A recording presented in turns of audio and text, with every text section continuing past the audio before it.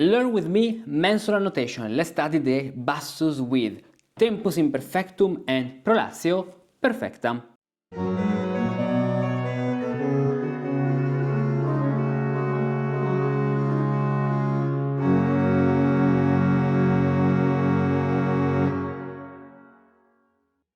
Welcome to this new video. I'm Riccardo, a Musicus Practicus, and today let's practice the same melody we have practiced the other time, but this time with the Tempus, which is Perfectum. So, what does it mean? The difference between this example and the previous one is that here we have the brevis and the semibrevis with a value of 3. The brevis 3 semibrevis and the brevis 3 minimas, while here we have only the brevis, which is 3 semibrevis. We have only, so we have, with this mensuration, we have only the minima, which is 3, the semibrevis, which is only 3 minimas. Why? Because the brevis, so the tempus, is imperfectus because of the sin. Then we have the dot, the punctum prolationis, the dot in the middle, which indicates that the prolatio, so the semibrevis, is perfect. It has the ternarity. Now, what are the most important changes? Only a few, because we have only to get rid of all what we said about the relationship between the brevis and the semibrevis, because now it's only binary. So, let's start from the beginning. Remember that the tactus is always imperfect, so semibrevis down, semibrevis up, and then the brevis now is 2 semibrevis. Each one contains 3 minimas and 3 minimas, so in total 6 minime. Which means that if the tactus is always binary, so 2 minime, and we have 2 semibrevis of 6 minimes in total, we have 3 tactus. 1, 2, 3. And so in this case, in this context, the first note is Do. Why? Because 1, 2, 3, 1, 2, 3. The brevis contains only 2 semibrevis. 1, 2. And another very important thing is that we do not have anything about the alteratio. So the alteratio we had here, this brevis, this semibrevis being double altera, it's not valid anymore. Why? Because here the relationship between the semibrevis and the brevis is binary. So semibrevis, semibrevis, and that's more than enough. All this topic, alteratio, blackness, that we will see later, perfection rules, all these things are in the Cantus Firmus course, which is the third step of the Renaissance Musicus Practicus course. You have hexachordal solmization, followed by Cantus Firmus, and then the third step is Cantus Figuratus. Now, there are the other steps, but starts with the basic foundation, hexachordal solmization, Cantus Firmus, and Cantus Figuratus. In this period, up to the end of the year, there are some special offers, so then you can buy all the courses with a special advantage. Now, we are in Cantus Figuratus, so where are the perfections? You join the Cantus Figuratus course and you want to know, of course, where you can study this. Cantus Figuratus, perfections are here in chapter 5, where we have all the perfection rules. You can download the PDF. There are 200 pages of example and exercises and explanations.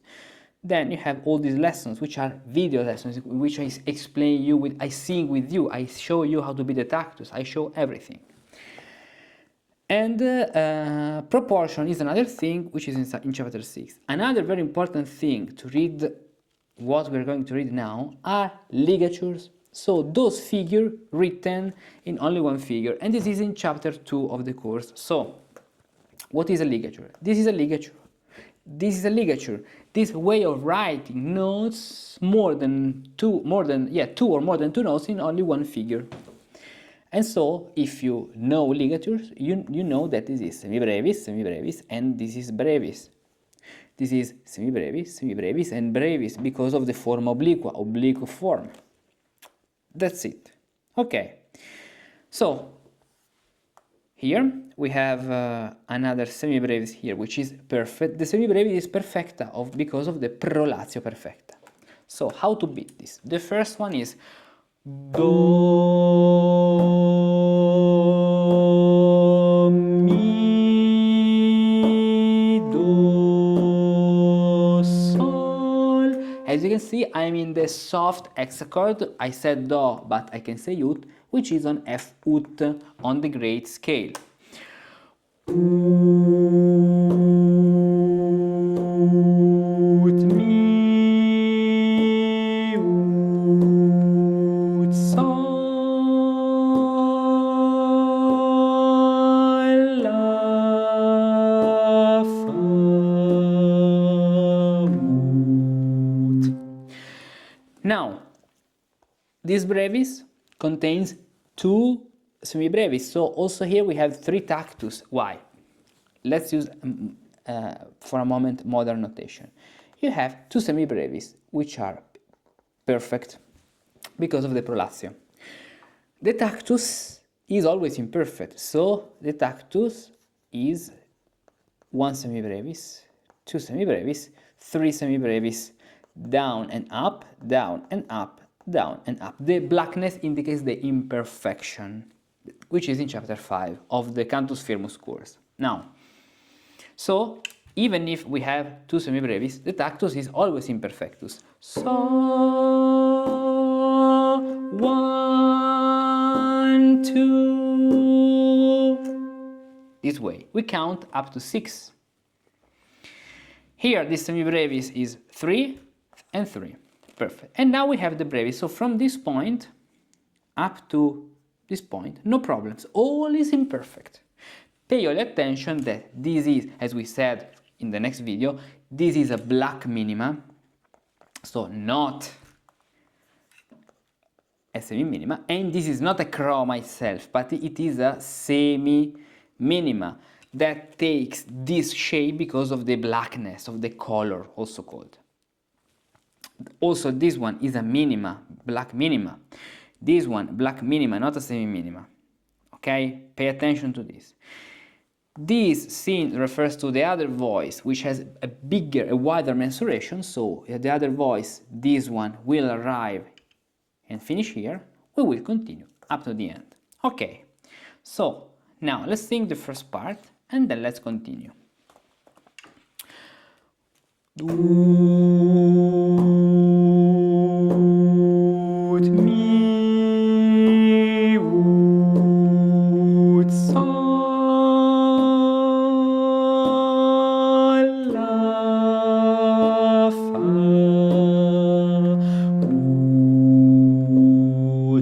Now, this brevis is imperfecta, so the imperfections is like a virus which makes imperfect all the smaller values within here. So which means that if this brevis, so imagine to have a longa.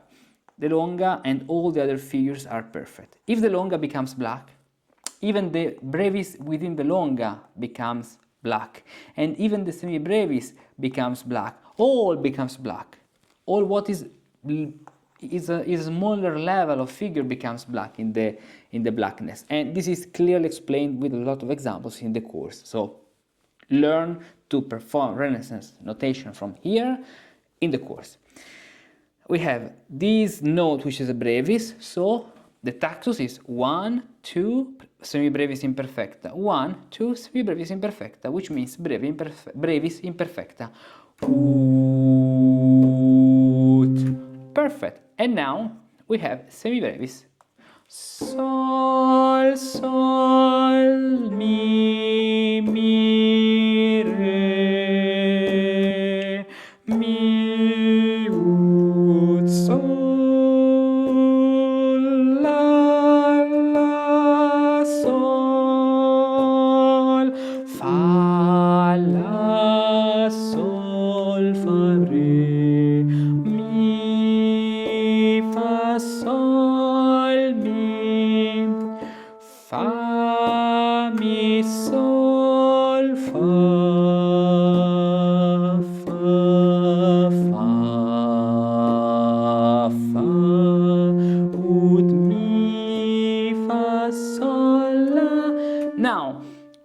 important things. What's happening here? Here we have these two notes. If you read, okay, you can say this. We have a ternarity this way, okay. Then we have something very interesting because we have this semibrevis with this dot, which is an augmentation dot. Punctum augmentationis. But since we are in a mensura which is perfect, so the semibrevis, this punctum augmentationis actually is a punctum perfectionis, which means that this note is perfect. So 3. And so here we create an imperfectio a parte ante, as you can see. Now, what is the point? That we have only 2 notes. In fact, do you remember the alteratio we had here in this context? So here happened between 2 semibrevis between 2 breves, while here it happens with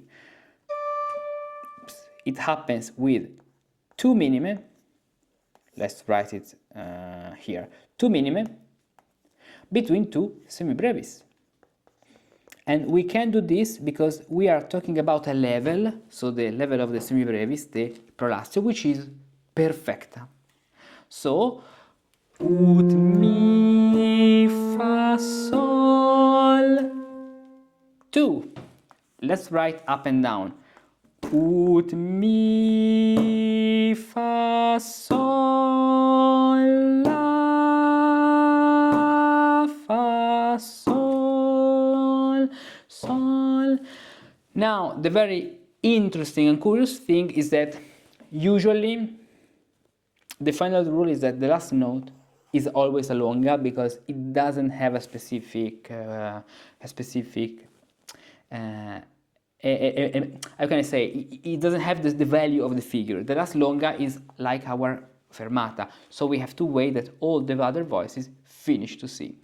So in this case,